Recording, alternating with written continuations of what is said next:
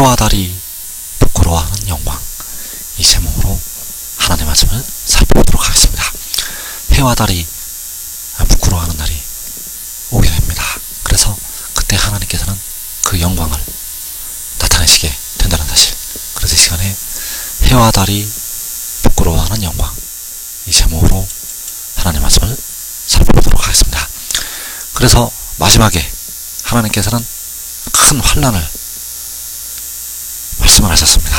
여기서 말씀하는 큰 환난은 먼저 하나님의 백성들에게만은 큰 환난이 된다는 사실입니다.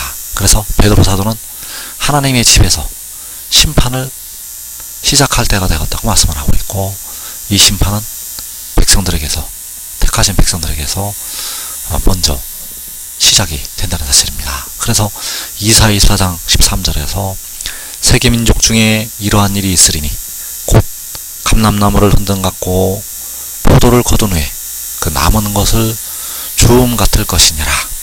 자, 여기서 말씀하는 세계 민족은 하나님께서 택하신 세계의 민족을 말씀을 하고 있습니다.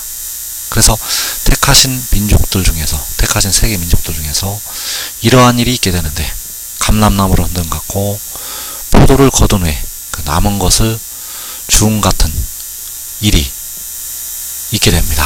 그래서 역시 이사야 17장 6절에서 그러나 그 안에 주울 것이 남으리니 감람나무를 흔들 때 가장 높은 가지 꼭대기에 과일 두세 개가 남은 것 같겠고 무성한 나무의 가장 먼 가지에 4-5개가 남은 것 같으리라.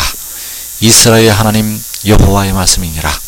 자, 그 안에 주울 것이 남는다고 할 때 바로 택하신 백성들 중에서 주울 것이 남는다고 말씀을 하는 것이 되겠습니다. 아주 적은 생존자들이 남게 됩니다. 감람나무를 흔들 때 가장 높은 가지 꼭대기에 과일 2-3개, 무성한 나무의 가장 먼 가지에 4-5개가 남은 것 같을 것이라고 말씀을 하시고 있습니다.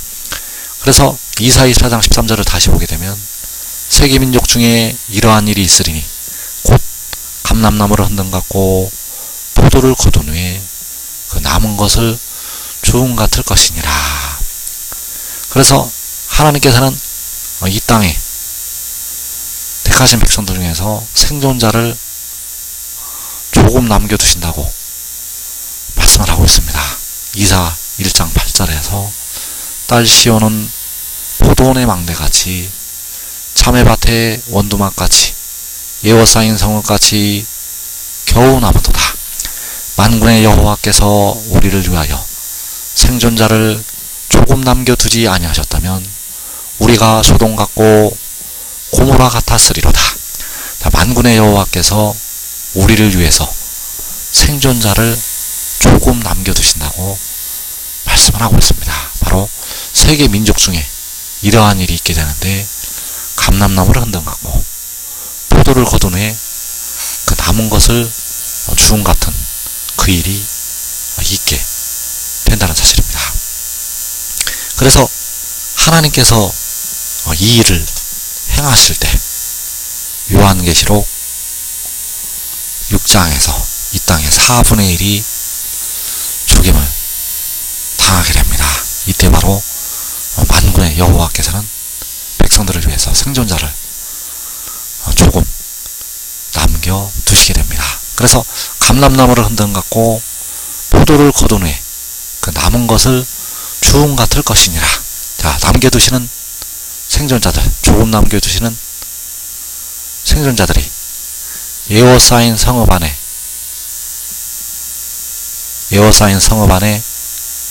남아있게 됩니다.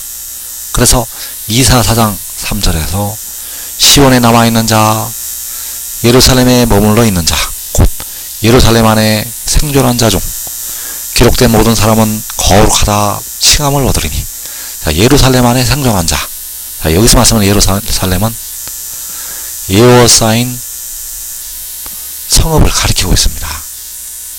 해돋는데 작은 성읍, 그 성읍 안에서 생존한 자들이 있습니다. 바로 세계 민족 중에 이러한 일이 있을 때 그 성읍 안에 생존자들이 있게 된다는 사실입니다. 그래서 예루살렘 안에 생존한 자 중 기록된 모든 사람은 거룩하다 칭함을 얻는다고 말씀을 하고 있는데, 그 생존한 자들이, 그 예루살렘에 생존한 자들이 독생자의 영광을 먼저 보게 됩니다. 그래서 이사 4장 2절에서 그날에 여호와의 싹이 아름답고 영화로울 것이요 그 땅에 솟아난 이스라엘의 피난한 자를 위하여 영화롭고 아름다울 것이며, 이스라엘의 피난한 자가 조금 남겨주시는 생존자들, 바로 그들이 예루살렘 안에 생존한 자, 이들을 위해서 여호와의 싹이 그 땅의 소산이 아름답고 영화로울 것이라고 말씀을 하고 있습니다. 그래서 이스라엘의 피난한 자들이, 예루살렘의 생존한 자들이 독생자의 영광, 바로 여호와께서 독생자로 말미암아 나타내시는 그 영광을 보게 됩니다.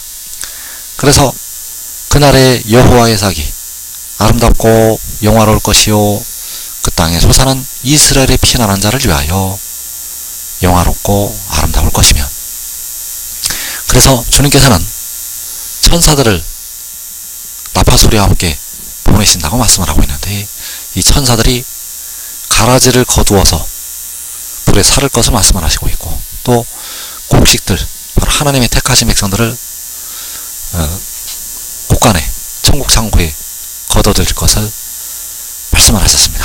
그래서 이 천사들이 바로 조금 남겨두시는 생존자들, 예루살렘 안에 생존한 자들이 되겠고, 바로 유다의 지도자들, 이들이 가라지를 거두게 되고 곡식을, 하나님의 택하신 자녀들을 모아오게 된다는 사실입니다. 그래서 이스라엘이 바로 이스라엘의 피난하는 자들. 그래서 디모데전서 3장 16절에서 그는 육신 안에 나타난 바 되시고 영 안에 의롭다 하심을 받으시고 천사들에게 보이시고 만국에서 전파되시고 세상에서 믿음 받으시고 영광 가운데서 올려주셨느니라. 자, 그는 독생자, 바로 살려주는 영이 되겠고, 그 영이 육신 안에 나타나게 됩니다. 그래서 그 영이 육신 안에 나타나게 되고, 영 안에 의롭다 하심을 받게 되고 천사들에게 보이시게 됩니다. 그리고 이 천사들이 바로 가라지를 거두어서 불에 사는 천사들이요, 작은 자가 천을 이루고 약한 자가 강국을 이룰 유다 지도자들, 그 천사들에게 그 영광을 보이게 됩니다. 그래서 이 천사들이 바로 이스라엘의 피난한 자들, 시험의 때를 면하는 자들, 유다의 지도자들. 그래서 이 천사들이 먼저 독생자의 영광을 보게 된다는 사실입니다.